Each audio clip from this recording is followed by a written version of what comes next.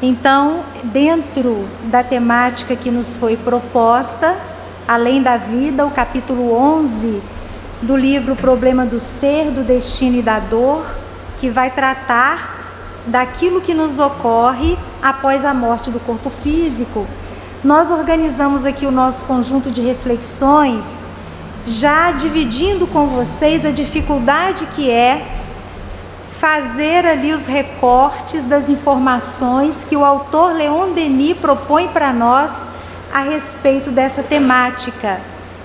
Mas de qualquer maneira, para construir aí ou reconstruir o raciocínio do autor, nós buscamos um livro de Denis chamado Porquê da Vida. Esse livro foi publicado originalmente em 1885 e logo na introdução, esse nosso filósofo poeta, o apóstolo do Espiritismo, ele é assim conhecido por todo o cuidado, todo o carinho, toda a determinação e perseverança que ele teve na divulgação da doutrina, sobretudo após a desencarnação de Allan Kardec. Então, já na abertura da obra O Porquê da Vida, Leon Denis vai trazer à tona 3 questões que aparentemente nós rotulamos como questões clichê, porque elas são amplamente divulgadas. E aí, essas questões que Denis traz para nós vão retratar, na verdade, aquilo que já a humanidade toda trabalha desde quando começou a desenvolver de uma forma mais organizada a razão. E aí, então, essas questões são: quem somos nós? De onde viemos? E para onde vamos? Nós vamos repetir. Então, na introdução da obra, ele retoma essas 3 questões: quem somos nós? De onde viemos? E para onde vamos? E essas 3 questões, na verdade, elas vão também nortear os estudos do filósofo alemão Immanuel Kant, um dos principais pensadores da escola iluminista, que vai se pautar pela razão para explicar o sentido da vida e qualquer construção de conhecimento a respeito da vida, usando a bússola da razão. Então, Kant vai dizer nos seus estudos que a humanidade ela enfrenta 3 grandes problemas a partir desses 3 questionamentos iniciais. Primeiro, o primeiro grande problema da humanidade: a existência de Deus. Tentem ir guardando aí, por favor, essas proposições de Kant. Então, o primeiro problema, a existência de Deus.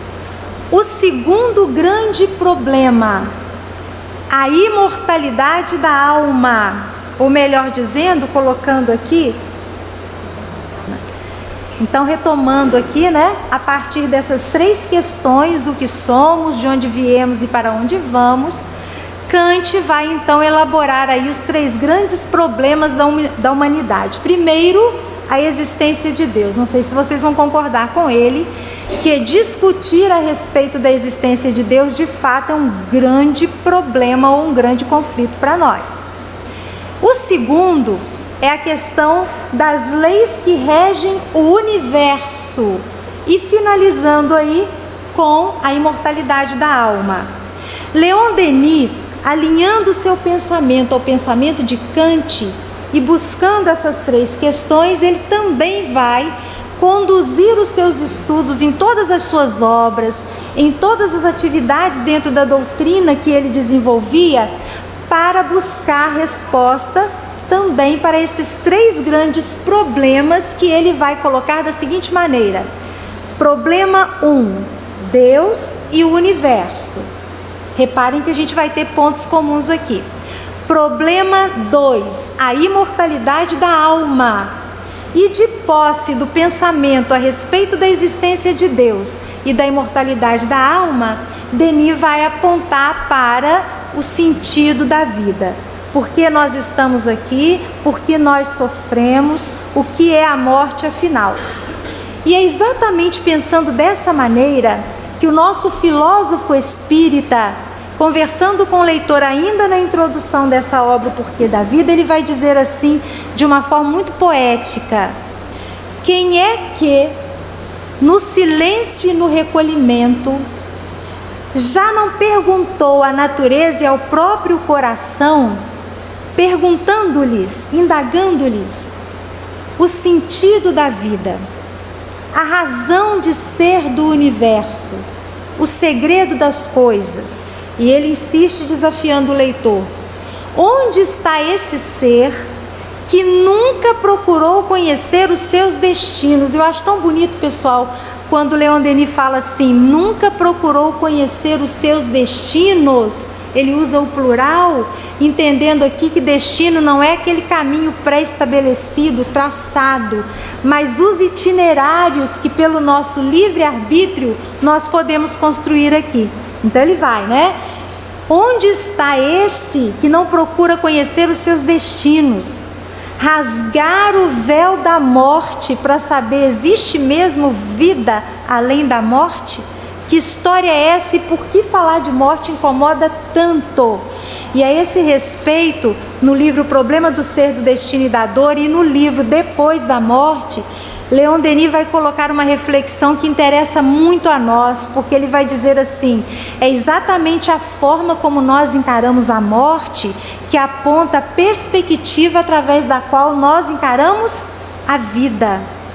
E ele vai dizer do incômodo de a gente pensar na nossa própria morte. Eu não sei se alguém vive esse incômodo aqui, mas quando a gente fala, por exemplo, já imaginaram que se além da data do nosso nascimento, no nosso passaporte de retorno à vida física, viesse também a data da nossa desencarnação, isso mudaria alguma coisa, gente, para nós? Se a gente soubesse o dia que a gente vai retornar? Isso seria bom, não seria bom? Isso incomodaria, traria sossego, angústia ou inquietação? Então ele vai colocar que tratar da morte, até para nós espíritas, é um tema ainda conflitante. E aí ele vai encerrando esse seu raciocínio, né? Rasgar o véu da morte e saber se Deus é uma ficção ou uma realidade.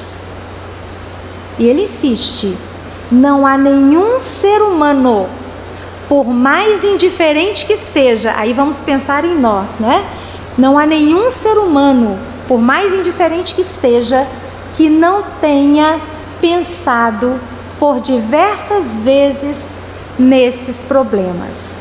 E ele arremata assim: a dificuldade de resolvê-los faz muitas vezes rejeitá-los. Quer dizer, a dificuldade que a gente encontra de pensar sobre esses problemas faz com que a gente tente ignorá-los, ou que a gente busque um pensar muito superficial acerca, vamos repetir aqui, da existência de Deus, da imortalidade da alma e do sentido da vida. A gente acaba reprimindo muitas vezes os nossos questionamentos a respeito de tudo isso.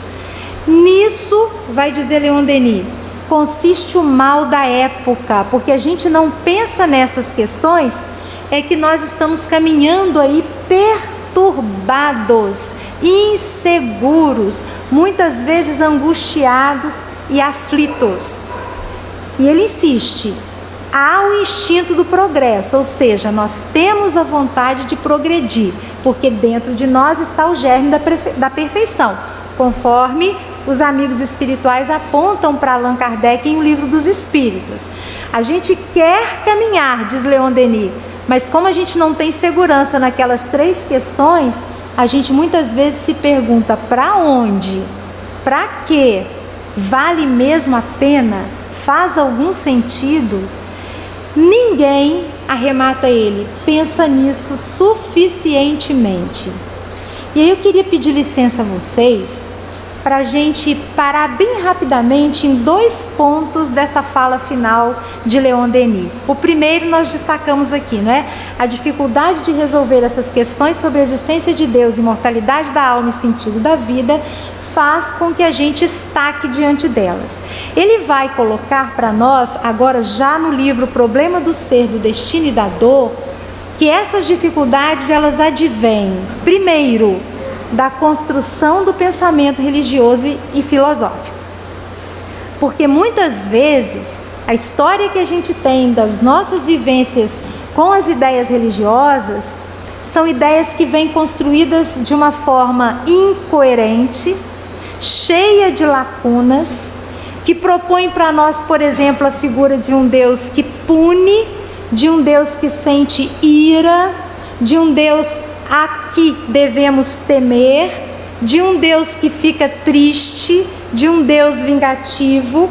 Constrói-se aquela ideia daquilo que há depois da morte como sendo, né, uma ideia muito bipartida, bem e mal, lugar bom, lugar ruim, e tudo isso vai provocando em nós um temor.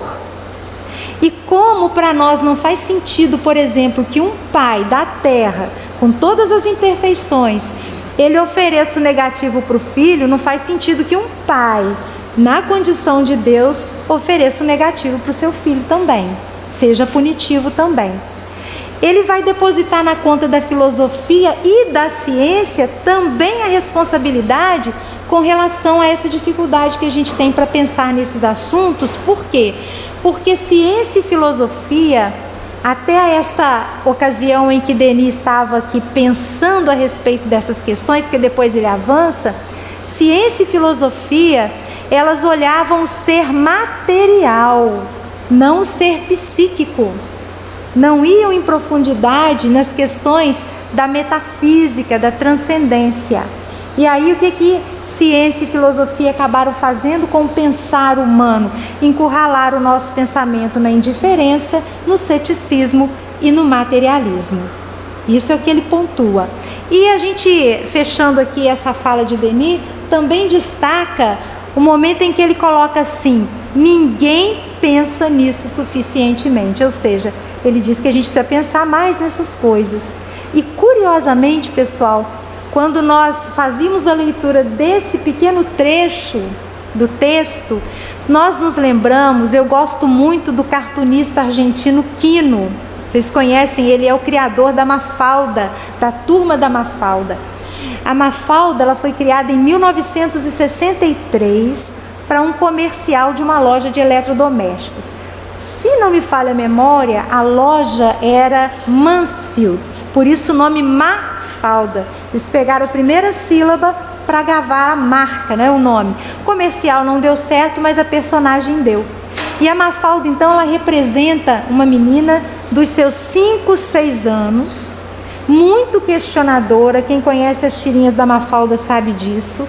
Ela pergunta sobre tudo: filosofia, economia, política, a paz mundial. Ela questiona a razão de todas as coisas, e as perguntas e falas da Mafalda são muito agudas a respeito da vida.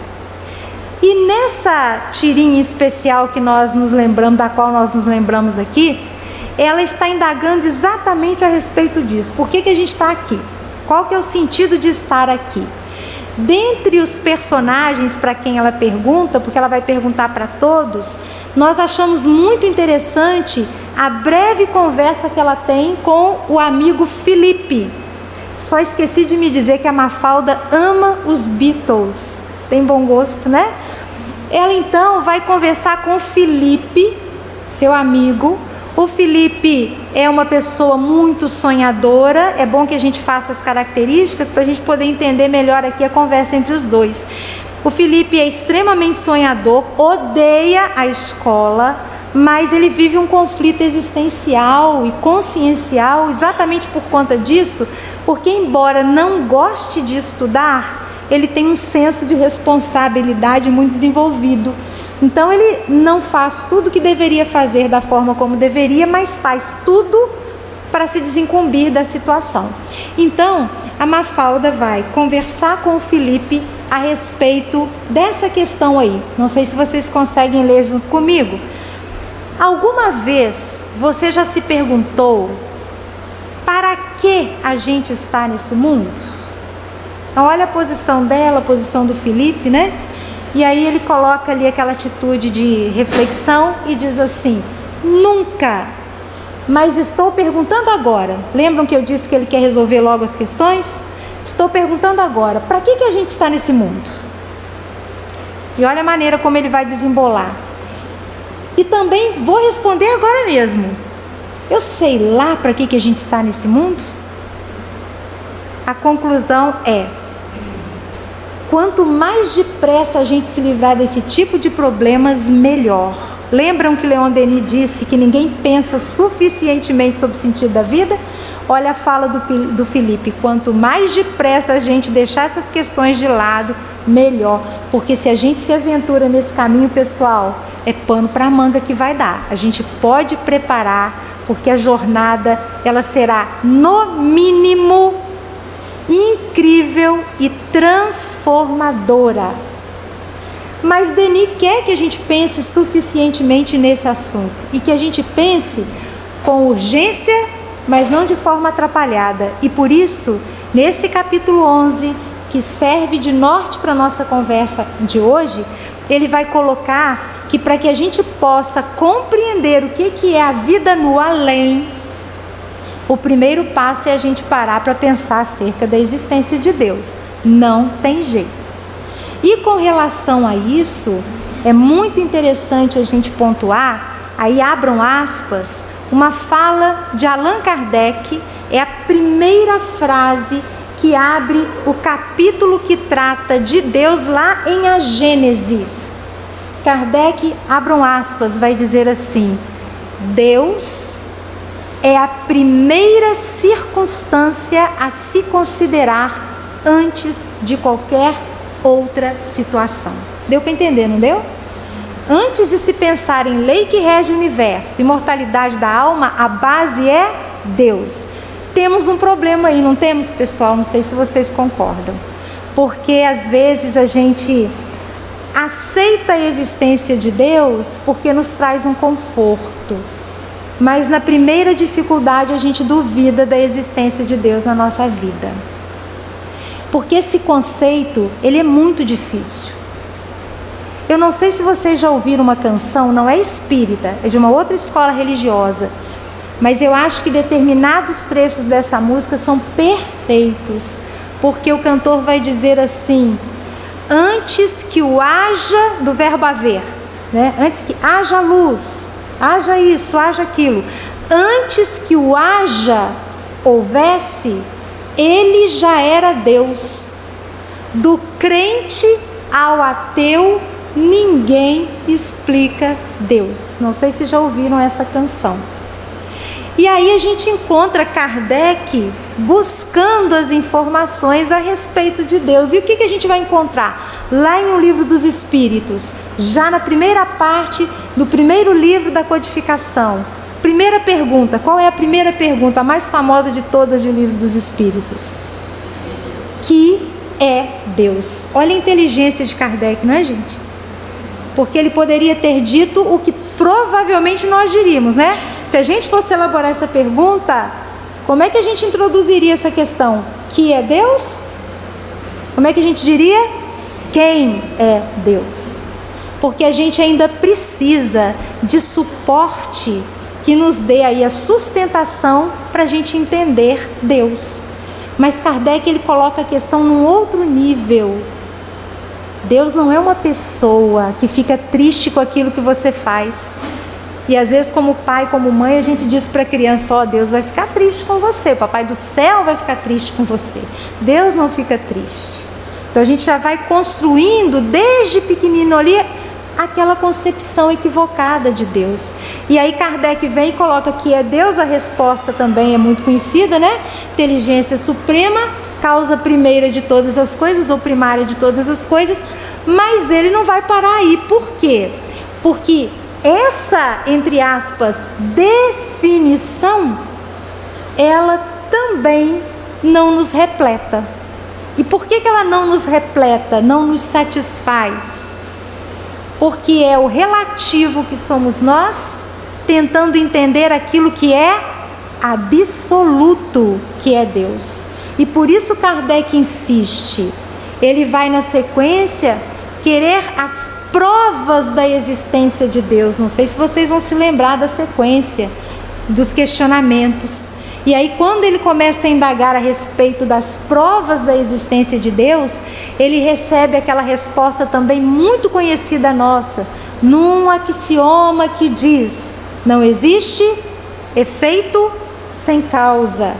E aí os espíritos vão fazendo as suas pontuações. Não satisfeito, Kardec sobe mais um degrau. Ele vai querer saber dos atributos da divindade. Tudo isso no capítulo que trata de Deus. E ele é tão corajoso, gente, tão corajoso, que ele vai pontuar para os benfeitores espirituais a questão 6, que eu acho fantástica. Não sei se é porque a gente se identifica com a questão. Ele vai dizer assim, num dado instante, elaborando essa questão 6, o sentimento intuitivo ou íntimo que nós temos da existência de Deus não é fruto da nossa educação? A gente cresceu ouvindo falar de Deus, não é por isso que a gente acabou acreditando que Ele existe? Faz sentido, não faz? Se eu cresço num meio ouvindo a respeito de determinada coisa, é muito natural que aquela determinada coisa faça sentido para mim, nem que eu questione esse sentido depois, que é o que a gente deve fazer com essas 3 questões aqui, que são as problemáticas da humanidade. E os espíritos vão dizer assim, de forma bem resumida, porque vale a consulta ao Livro dos Espíritos, né? Eles vão dizer que o que determina a prova da existência de Deus, esse sentimento, ele não é um sentimento pontual, é a universalidade desse sentimento, porque há povos que nunca ouviram falar do Deus que a gente ouviu falar, mas ainda assim têm intimamente, intuitivamente, a certeza de que o nada não existe, tem horror ao nada, e aí começam a nomear, né? Seja o que seja, né? Alguns dão o nome de Deus, outros dão outros nomes, mas existe uma referência aí que a pessoa busca para se guiar. Eu acho muito interessante, né? Quando a gente começa a trabalhar essa questão das provas da existência de Deus, talvez vocês já tenham assistido, inclusive, a essa entrevista que a gente vai dividir com vocês aqui. O escritor paraibano Ariano Suassuna, ele é muito conhecido, né? Por ser o autor de O Alto da Compadecida. Ele tem outros textos maravilhosos, mas este foi o que ficou mais conhecido, porque se tornou filme, se tornou minissérie, né? E aí então ele estava sendo entrevistado pelo jornalista Éric Nepomuceno. E é muito interessante a gente acompanhar a entrevista. Se não me falha a memória, é uma entrevista de julho de 2014. Foi dada para o Canal Brasil. É muito, muito interessante a gente observar como fica a expressão do jornalista à medida que ele vai fazendo as perguntas para Suassuna e a forma como Ariano Suassuna vai respondendo. Então ele começa, num dado instante, dizendo assim para o escritor brasileiro. É uma pergunta quase afirmativa, porque ele conhecia a biografia de Ariano. Ele vai dizer assim: você acredita em Deus? E Ariano responde simplesmente: acredito. Quem o conhece, né, vai imaginando aquele rostinho muito divertido falando, né? Acredito. E aí, Éric Nepomuceno, ele insiste: como é isso? Né? Em outras palavras, como é que é essa ideia, essa relação sua de crença em Deus? E aí o Ariano vai dizer assim: eu não consigo conviver com essa visão dura, amarga, pesada, torturante e sangrenta do mundo. Então, se não existe Deus, a vida não faz o menor sentido. Bastaria a morte para tirar o sentido de qualquer existência. Ele vai continuar. Afinal de contas, se a gente tem de morrer, por que tem de nascer? não faz sentido. E aí ele insiste, né? Ele vai lembrar de um poeta paraibano também, escritor de cordel, Leandro Gomes de Barros.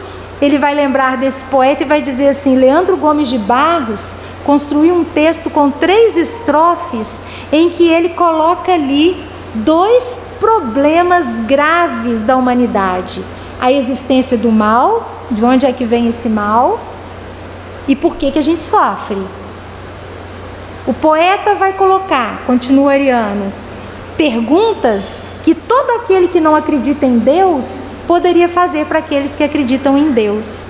E aí ele declama o poema: se eu conversasse com Deus, se eu conversasse com Deus, iria lhe perguntar: por que a gente sofre tanto quando chega para cá? Se eu conversasse com Deus, eu também lhe perguntaria como é que ele é feito, que não dorme, que não come e assim vive satisfeito. Por que ele não criou a gente do mesmo jeito? Eu também lhe perguntaria por que uns são tão felizes e outros sofrem tanto, se nascemos do mesmo jeito, se vivemos no mesmo canto, no mesmo planeta. Quem foi temperar o choro e acabou salgando o pranto. Então, quando é um cordel, né? Esse trechinho que Ariano declama, a gente consegue perceber que logo na primeira estrofe ele já pergunta, né? Por que é que a gente sofre tanto? Que dívida é essa que o homem tem que morrer para pagar? É a questão que ele coloca na primeira estrofe. Na segunda, ele quer saber como Deus é feito. E aí ele termina reforçando, né? Quem foi temperar o choro e acabou salgando o pranto? Quer dizer, quem é que foi fazer uma coisa e atrapalhou tudo, trazendo mal para a nossa existência? E aí então Ariano termina a entrevista dizendo assim: Deus para mim é uma necessidade. Se eu não acreditasse em Deus, eu seria um desesperado. Então, se a gente não consegue ainda fazer a razão chegar junto com o coração, né? A gente vai tentando trabalhar hora, outro de outra hora, mas nunca abandonando, gente, essa nossa necessidade de entender Deus. E tudo bem se a gente duvidar da existência dele, viu? Tudo bem. A gente não precisa se sentir culpado se um dia a gente chega lá na janela da nossa casa, na sacada, onde seja, olha para o céu, olha para as estrelas e fala assim: Deus, o Senhor existe mesmo? Está tudo certo. Kardec inclusive estimula isso lá na introdução de O Livro dos Espíritos. Não há dúvida com relação à existência de Deus, mas a gente ter o direito de duvidar, desde que a gente também busque resolver a nossa dúvida. A gente não pare nessa dúvida. O segundo ponto, para que a gente possa acompanhar melhor o que é a vida no além, Leon Denis vai pontuar que é a questão da imortalidade da alma. E nesse capítulo 11 ele coloca que com o advento do espiritualismo experimental e da doutrina espírita, a questão da imortalidade da alma, questão que Denis trabalhou sua vida toda como um defensor ferrenho, ele não tinha dúvida nenhuma com relação à certeza da vida após a morte do corpo físico. Ele disse que pela primeira vez essa questão da imortalidade da alma pôde ser estudada de maneira séria, utilizando os métodos rigorosos que a ciência empregava em qualquer área de investigação. E dessa forma, acho tão bonito quando ele coloca isso, o fosso que existia entre o mundo físico e o mundo invisível, aquele problema de solução de continuidade, como é que fica depois que a gente morre fisicamente, a gente não, né, o corpo, isso acaba. E aí ele diz que a gente começa a entender, quando estuda seriamente a questão, que o mundo físico e o mundo espiritual, eles não estão separados. Não está o mundo físico de um lado e o mundo espiritual de outro. Olha que interessante, gente. O mundo físico e o mundo invisível estão um no outro. Dá para entender isso? Que a gente fala assim, o mundo espiritual.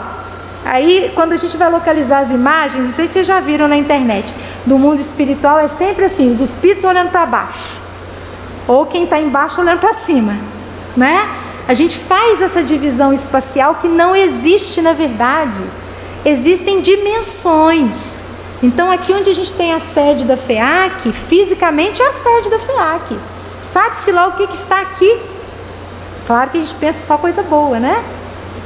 E aí Denis vai dar um exemplo curtíssimo, mas bastante ilustrativo, para explicar como é que é essa história de o mundo físico está no mundo espiritual e vice-versa, mas em dimensões diferentes, em faixas vibratórias diferentes.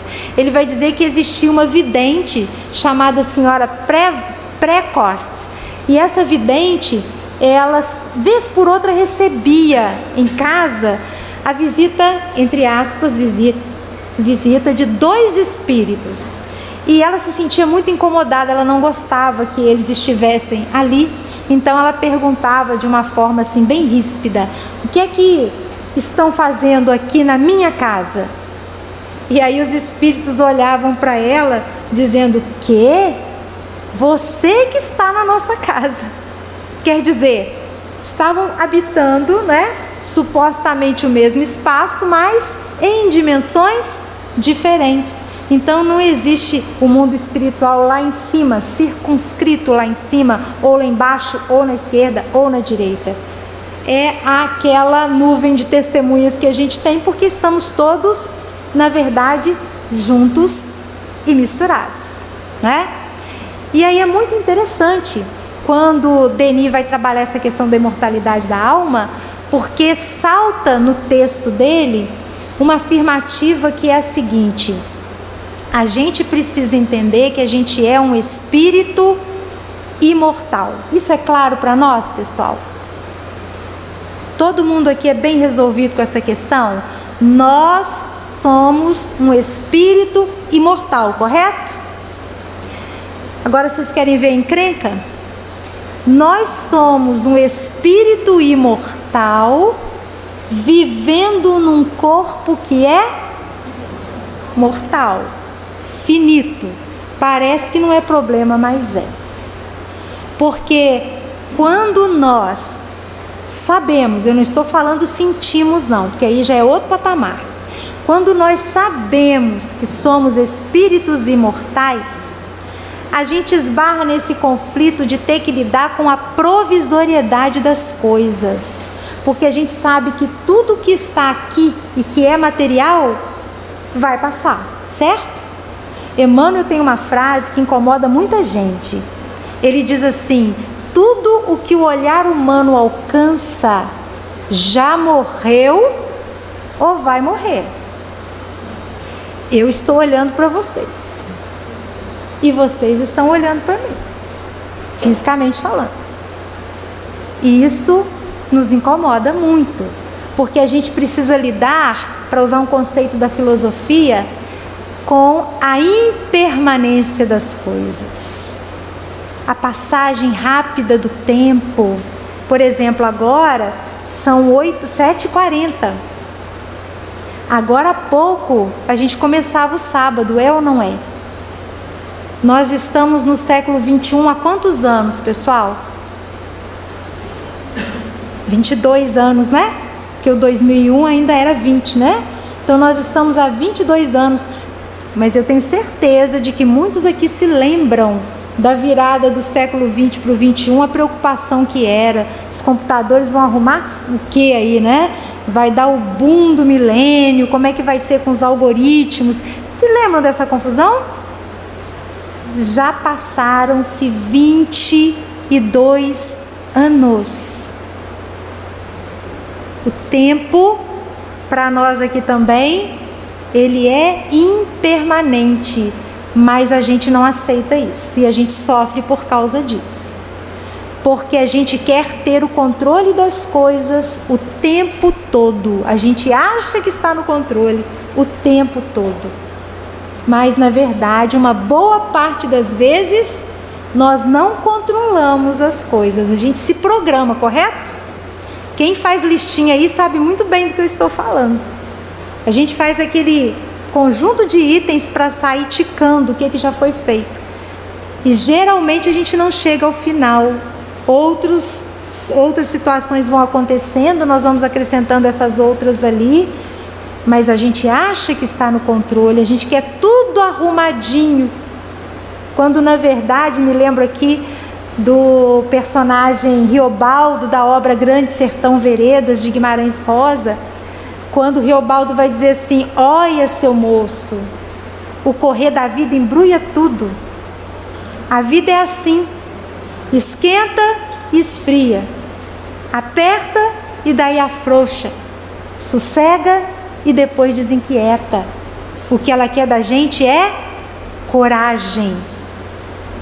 Joana de Ângeles, no capítulo 2 do livro Plenitude, um capítulo maravilhoso, em que ela trabalha as origens do sofrimento, ela vai falar da existência de 3 tipos de sofrimento.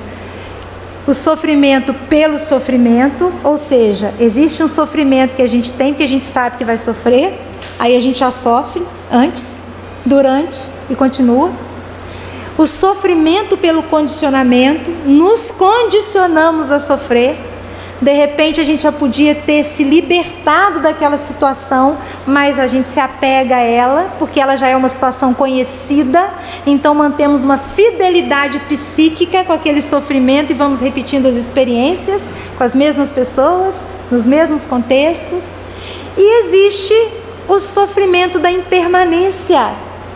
Joana de Ângeles vai dizer que a gente sofre porque a gente sabe que tudo na vida material passa. E é muito interessante como é que a gente lida com essa impermanência.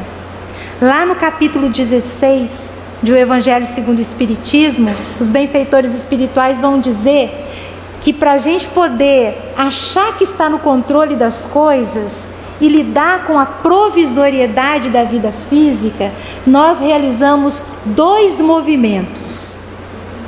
Aí eu vou pedir que vocês imaginem aqui junto comigo, né? 2 movimentos. Primeiro, ou a gente, para lidar com a impermanência, a gente se apega, a gente usa o apego às coisas, aquele ditado que diz, né? Já que a farinha é pouca, meu pirão primeiro, então vou me apegar, vou salvar o que é meu aqui, já que a vida acaba, vamos lá. Ou eu realizo, olha que interessante, até ler esse capítulo eu não havia pensado nisso, ou eu realizo o movimento do apego, ou eu faço o movimento oposto ao apego, que não é o desapego, é o descuido. Está escrito lá no capítulo 16, não se pode servir a Deus e a Mamon. Então eu fico assim, ou eu me apego demais a determinada situação, ou eu me descuido demais. É assim? Deixa a vida me levar. Não é isso que o poeta popular diz? Deixa a vida me levar. Então a gente vai vivendo as nossas existências fazendo esse movimento aqui, entre o apego e o descuido. Entre o apego e o descuido. Ou eu me apego demais ao corpo e me descuido do espírito, ou eu me apego demais ao espírito e me descuido do corpo, que eu também não posso fazer isso. Ou eu me apego demais às pessoas e descuido de mim, ou eu apego demais a mim mesmo e me descuido das pessoas. Então a gente vai fazendo isso, até que com o passar das existências e as nossas imperfeições vão nos incomodando num nível tal que a gente não quer mais ficar com elas, a gente vai parando de fazer o movimento pendular e para no meio, que é o ponto de equilíbrio, e o equilíbrio entre o apego e o descuido, aí sim, é o desapego. E é aí que está Jesus, nos ensinando esse desapego. Exatamente aí.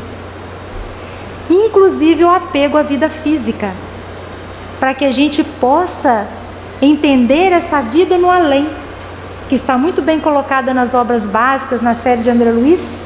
A gente precisa desapegar. aprender a desapegar. Há uma música da Maria Rita, vocês conhecem, só que a gente declamar a música é difícil, né? Porque a gente esquece os versos, porque a gente acostumou a cantar, mas eu não vou cantar, fiquem tranquilos, vou só lembrar um trechinho aqui, quando ela diz assim: todos os dias é um vai e vem, a vida se repete na estação. Tem gente que chega para ficar, tem gente que vai para nunca mais. Tem gente que vem e quer ficar. Tem gente que vai e quer voltar. Tem gente que veio só olhar. Tem gente a sorrir e a cantar. E assim chegar e partir são só dois lados da mesma viagem. O trem que chega é o mesmo trem da partida. A hora do encontro é também despedida. A plataforma dessa estação é a vida desse meu lugar. E aí nós desencarnamos, e agora? Vamos imaginar, né? Desencarnamos, e agora? Para a gente fechar aqui a nossa fala. Leon Denis vai colocar para nós o seguinte: para que a gente possa compreender a vida no além, precisamos, Leon Denis vai tratar isso lá no capítulo 11, alinhando a ideia dele com esse trecho de Allan Kardec lá no capítulo 2 do Evangelho segundo o Espiritismo, quando o codificador diz assim: a ideia clara e precisa que se faça da vida futura dá uma fé inabalável no porvir. E essa fé tem consequências enormes sobre a moralização dos homens, porque muda completamente o ponto de vista pelo qual eles encaram a vida terrena. Olha só, gente, quando nós vamos fazer a leitura de um texto da codificação, de um autor que é aquele autor assim, não é confiável, a gente precisa observar bem a colocação das palavras. Kardec não era um homem de ficar enchendo os textos de adjetivos. Mas reparem que aqui, para a palavra ideia, ele traz duas características coladas ali, unidas. Ele diz que a ideia com relação à vida futura deve ser uma ideia clara e precisa. Isso é o rigor científico. Esse é o rigor científico. O que é uma ideia clara? Que não dá margem para dúvida. Não tem sombra de dúvida nenhuma. Uma ideia precisa é uma ideia exata. Olha o que ele coloca aqui. Para que eu consiga construir uma fé inabalável, a minha ideia da vida futura tem que ser clara. Não posso ter dúvida. Tem que ser exata, tem que ser precisa, não precisa responder. A nossa ideia é clara e precisa, porque se for, as nossas ações, as nossas atitudes, a fala, o nosso pensamento é sempre pautado na condição de espírito imortal. Tudo que a gente faz hoje é entendendo que a gente é o espírito imortal. Se alguém nos critica, a nossa ação é de espírito imortal, ou a gente usa aquele ditado que diz assim: eu dou um boi para não entrar na briga, uma boiada para não sair. Porque se a gente está aí dando um boi para não entrar na briga e uma boiada para não sair, a nossa ideia não é clara e precisa com relação à vida futura. A nossa atitude não é de espírito imortal, porque quem sabe, e tem certeza disso, de que a vida não é somente isso aqui, muita coisa que a gente encara, muito desafio, são muitos mesmo, eles não parariam a gente não. Porque a nossa fé seria inabalável. Eu colocaria nesse grupo Paulo de Tarso, por exemplo, Simão Pedro e tantos outros discípulos anônimos. Mas já me colocaria nesse grupo aqui, ó. Pela simples dúvida, olha o adjetivo ali, simples. Precisa ser uma dúvida complicada? Não. Pode ser uma dúvida pequenina que eu tenha com relação à vida futura. Pronto. Aí Kardec vai dizer que a perda do menor dos nossos bens vai causar uma dor profunda em nós. Um desengano, uma esperança perdida, uma ambição insatisfeita, uma injustiça de que seja vítima, o orgulho ou a vaidade ferida, são tantos outros tormentos que fazem da vida daquele que tem uma simples dúvida com relação à vida no além, uma angústia perpétua, pois que se entrega voluntariamente a uma verdadeira tortura de todos os instantes. Então, desencarnamos. E agora? O que Denis vai falar alinhando o pensamento com o codificador? Que quando a alma está livre do fardo material que a oprimia, ela acha-se ainda envolvida na rede dos pensamentos e das imagens por ela geradas no decurso das suas vidas terrestres. Terá de familiarizar-se com sua nova situação, entrar no conhecimento do seu estado antes de ser levada para o meio cósmico adequado ao seu grau de luz e densidade. Gente, aqui a gente destaca, né, o seguinte, para a gente também já ir fechando as nossas reflexões. A gente destaca aquilo que Denis coloca, mas as obras da codificação, a série André Luiz, Emmanuel e tantos outros autores demonstram para nós o tempo todo. A forma como vamos desencarnar depende da forma como nós vivemos fisicamente. Então, todos nós passaremos aí por um período maior ou menor de perturbação, a gente sabe disso.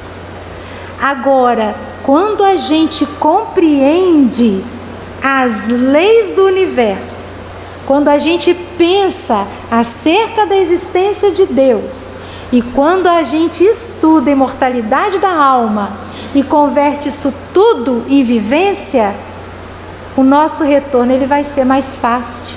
A gente vai se reconhecer mais rapidamente no mundo espiritual.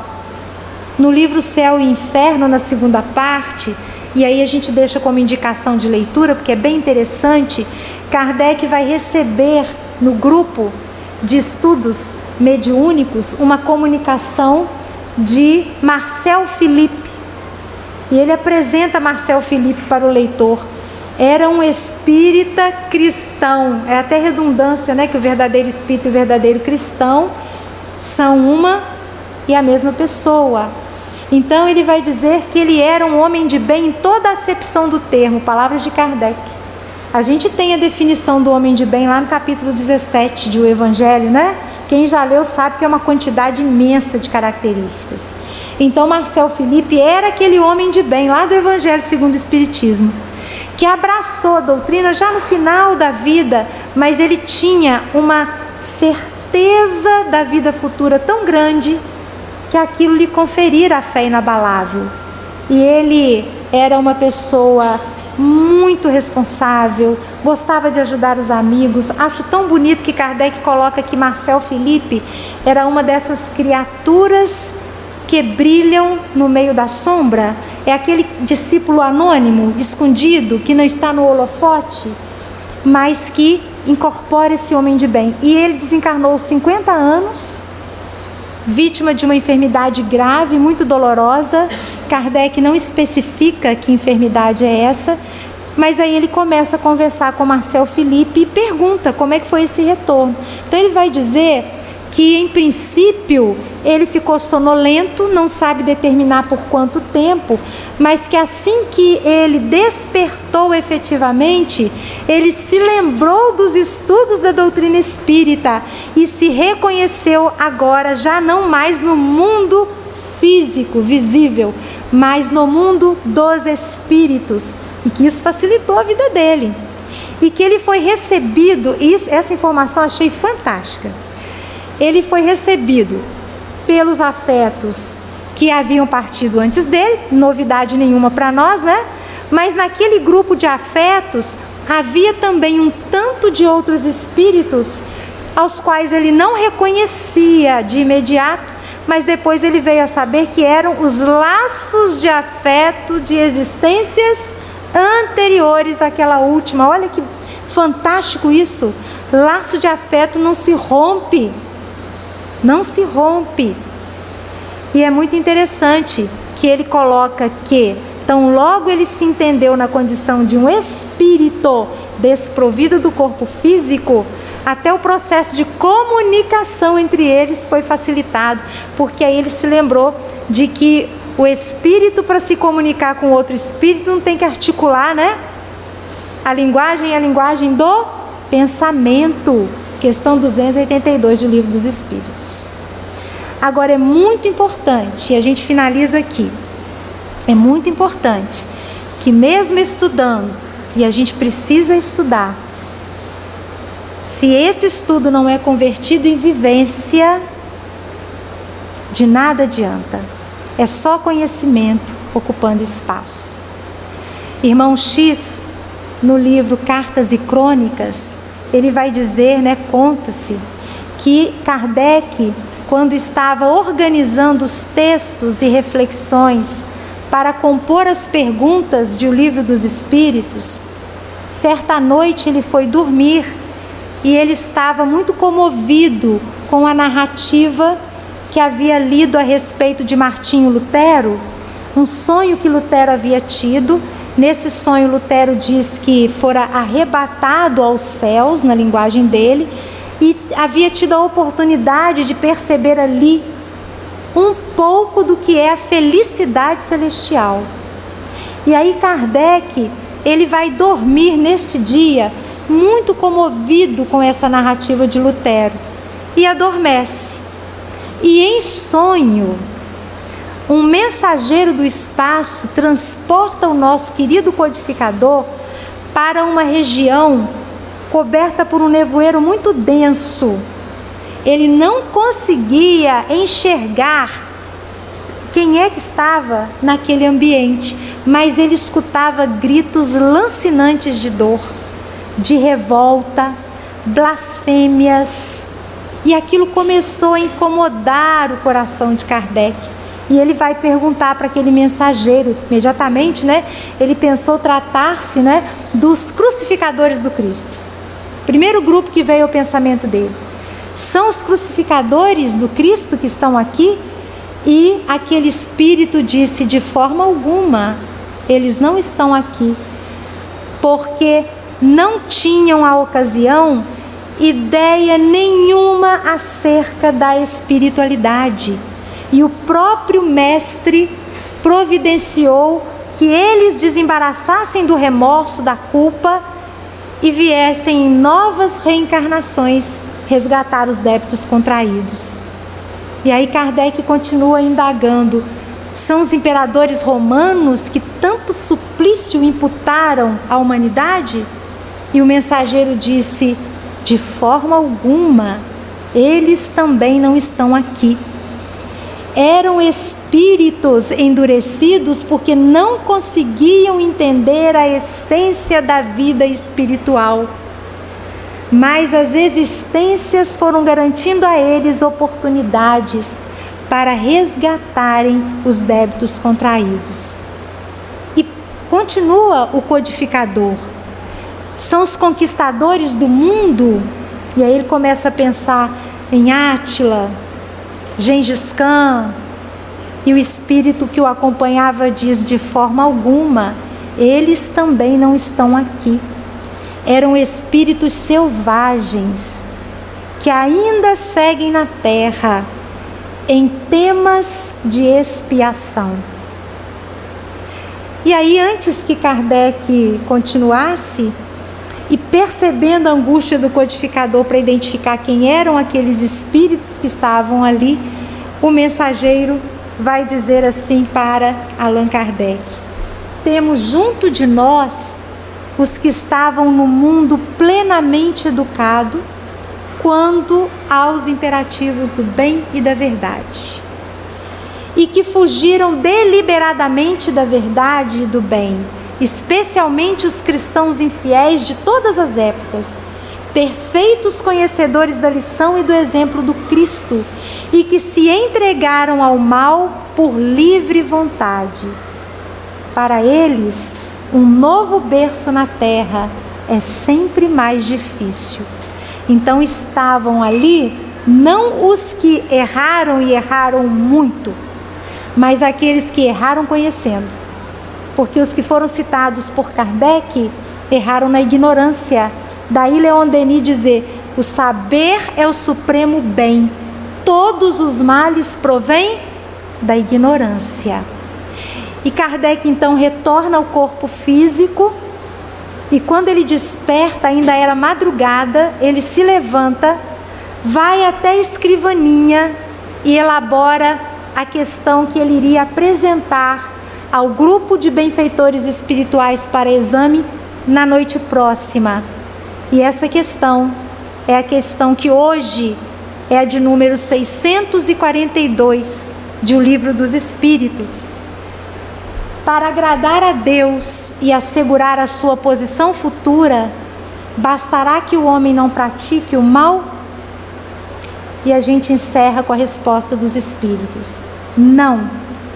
Cumpre-lhe fazer o bem no limite de suas forças, porquanto responderá por todo o mal que haja resultado de não haver praticado o bem.